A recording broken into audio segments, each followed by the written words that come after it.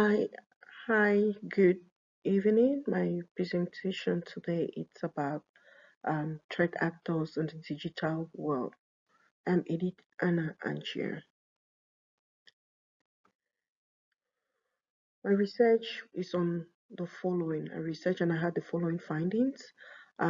Threat actors in the digital world, prioritize the threat actors, how to prioritize which threat is more important, comparing and contrasting threat adversaries, insider threats, and then bad actors that we have. I'll move further to give the introduction, which is this presentation aims to present threat actors in the digital world, including advanced persistent threats, cyber terrorism, script kiddies, cyber crimes, and hacktivists, also industrial espionage. And it goes further to prioritize which threat is more important than the other. And then I move further to compare the threats and then compare and contrast adversary model. And then go further to define the insider threat and then identify threat actors. Okay, so I'll go this one. You identify the various threat actors. I already talked about it. Cyber terrorism, script kiddies, cyber criminals, hacktivists, industrial espionage relating to intellectual property rights, and insider threats. Advanced persistent threat. This is well known. A group of individuals that are often associated with the nation, is often associated with the state. Their aim is to infiltrate networks for extended period of time, perform espionage and then intellectual property on or carry out targeted attacks. Select view, presenter slide view. Okay. And then we also have cyber terrorism. The goal of cyber terrorism is to use cyber means to create fear, disrupt services, or cause harm. This objective may involve targeting intellectual property, critical infrastructures, or sensitive data, which would potentially affect national security or public safety. Script kiddies, these are amateurs. When they say amateurs, hackers who lack technical skills and they use pre-made tools or script to launch attack without having a complete understanding. So we also have cyber criminals when the main aim is for financial gain. Move to the next slide. Then we'll now continue with the various actors in the digital world. We have a hacktivist. Um, Theirs is for social, political, or ideological causes. We have industrial espionage. Espionage may be explored by state-sponsored entities, competitors, or insiders to acquire trade secrets. And we also have insider trade. This intellectual property or confidential information can be misused, leaked, or stolen by employees or contractors or trusted individual within the organization. Also, there's specific focus when we talk about advanced persistent groups. They concentrate on long-term infiltration of the system. Then when we talk about cyber criminals, intellectual property is frequently targeted for financial gain through ransomware, theft, or the sale of stolen data. Industrial espionage, the aim is to benefit competing organization by utilizing proprietary information, patents, or research finding in a specific way.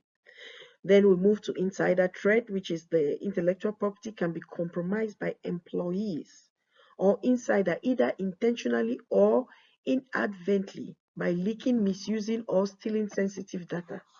So the challenges of all the intellectual property and insider threats are unique for each of these threat actors. So to mitigate threat and to safeguard intellectual property assets, it is imperative that we implement a robust security measures to employ access controls and comprehensive risk management strategies, because all of this is to make sure that we the information is confidential, is um, unaccessible, and it's legitimate.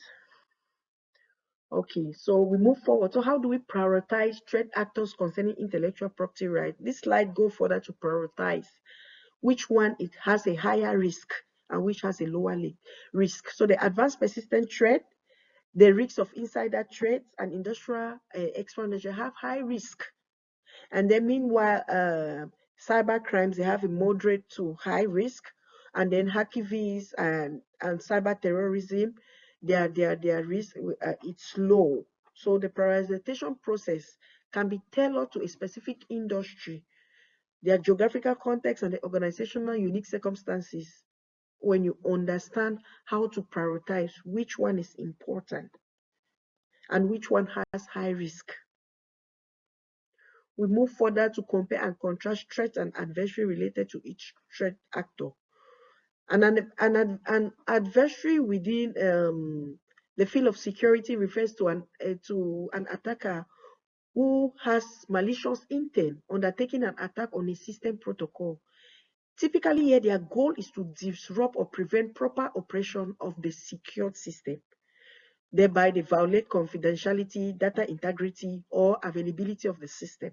While threat models are approached to modeling possible attacks on a system and are designed based on the perspective of either the defender. So, the geopolitical gains are top priority for nation states. Cyber criminals aim for financial benefits.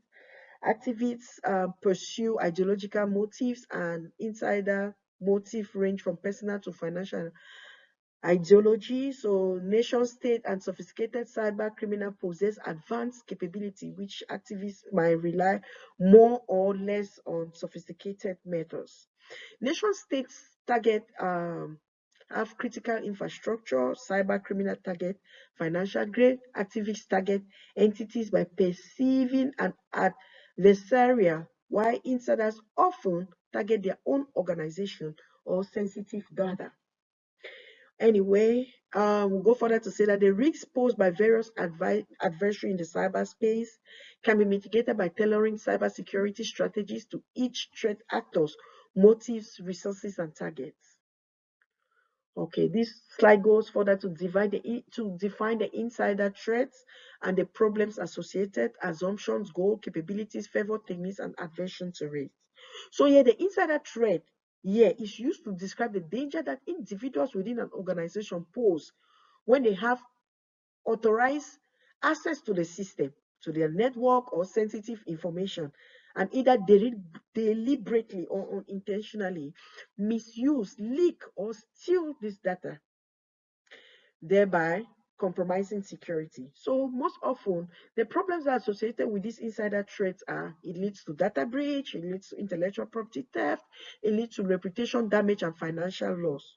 And then the assumption, since they have access, they have privilege, they are trustworthy, they have knowledge of the data, the risk is high. So the goal of insider threat is for data theft, sabotage, or for espionage. Their capabilities, they have access, they have knowledge, avoiding detection, and then they have favor techniques. Also, they also have data infiltration, that because they work in the organization, they use that trust or the relationship that they have to gain access to information. So they abuse this privilege, because since they think they work in the organization and then they have privilege to data, they can intentionally or unintentionally use this data, leading to misuse, leak, steal. So their aversion to risk, their risks are often calculated risks, exploiting trust. Trust is frequently used to avoid suspicion or detection.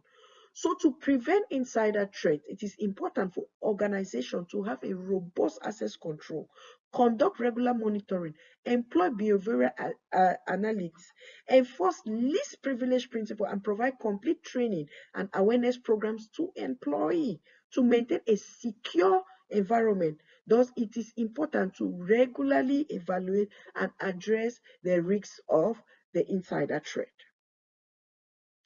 So we'll go further to identify the bad actors in cyberspace, compare and contrast their resources, their capabilities, their techniques, motivation, and then their aversion to risk. So we have types of bad actors. We have nation-state actors, we have cyber criminals, we have hacktivists, we have insiders trade. So for the nation-state actors, their resources, they usually have financial and technical resources. So since they have the support of the government and advanced cyber security capabilities, that's what they usually have. So then further, we move to their motivation. Usually is just for their motivation is for national security interest, geopolitical influence, and economic espionage are all intertwined. Their risk value is a high risk tolerance because the government's backing causes it, but they aim at avoiding attribution. So cyber criminal, their resources, usually they use sophisticated tools and off-the-shelf malware kits, their capabilities, they use phishing, ransomware, data breaches, and to exploit vulnerabilities. Their motivation, they usually do this for financial gain, to extort or the sale of stolen data. The aversion to risk is usually low risk action to avoid law enforcement due to variable risk tolerance. So we also have the hacktivists. Their resources usually are technical skills and they have less resources, their capabilities. They have the DOS attack, data leak, and social media manipulation. Their motivation is for social or political causes, activism, and awareness. Their aversion to risk. Their aversion to risk, that's why they may be willing to take higher risks for their cause. They often seek anonymity to avoid legal consequences. So insider trade their resources, they have access to internal system, and then they have knowledge of the company's every information that the company is operating on. They have it. So their capabilities, they usually abuse these privileges. They exfiltrate data because they used to exfiltrate data without anyone's consent. They can just use it to exfiltrate data, and then social engineering are all examples of privilege abuse. So their motivation is usually for personal grievances, it's for financial gain, ideology, negligence, or unintentional action. So their aversion to risk varies depending on the motive. Certain individuals may have a higher risk tolerance due to their security controls. And then we'll move now how we identify threat actors in cyberspace and compare them. Continuation. So the most extensive resources generally go to nation states, the government, followed by cyber criminals, while hackers and insiders, they have fewer resources. Their capabilities, advanced capabilities and complex techniques are often present in nation state and sophisticated cyber crimes, while hacktivists and insiders may rely more on social engineering or non-sophisticated attack. Their motivation varies greatly, with some being national interest or nation state, the other being financial gain for cyber criminals, ideology for hacktivists, and then personal motive for insider. Their aversion to risk. Since they have government backing, it may result to a nation state having a higher tolerance for risk, while other groups may differ in their risk tolerance based on their motives and potential legal consequences. The understanding of these differences in resources, capabilities, motivation, and risk aversion in designing appropriate cybersecurity strategy and responses helps to tackle the specific threat posed and different bad actors in cybersecurity. So in conclusion, cyber threats are evolving in complexity and diversity, leading to significant risks for individual organizations and nations worldwide. Threats range from nation-state actors, cyber espionage, and sabotage to cyber criminals. Excuse me. As technology advances, cyber threats evolve, making it very challenging to safeguard critical infrastructure, sensitive data, and intellectual property and personal information. Thus, to develop a robust cybersecurity measures and response strategy, it is crucial and it's very important for us to comprehend the motives and the tactics behind all the threat actors. So it is essential for organizations and individuals to update and reinforce their defenses, to adopt best cybersecurity practices, conduct regular risk assessment, prioritize ongoing education and awareness initiatives to address the constant present and ever-evolving cyber threats. Thus, to effectively combat cyber threats, ensure resilience and safeguard against complexity of the digital world, it is essential to collaborate, share information, and be proactive when it comes to cybersecurity. So those are my references, and then thank you.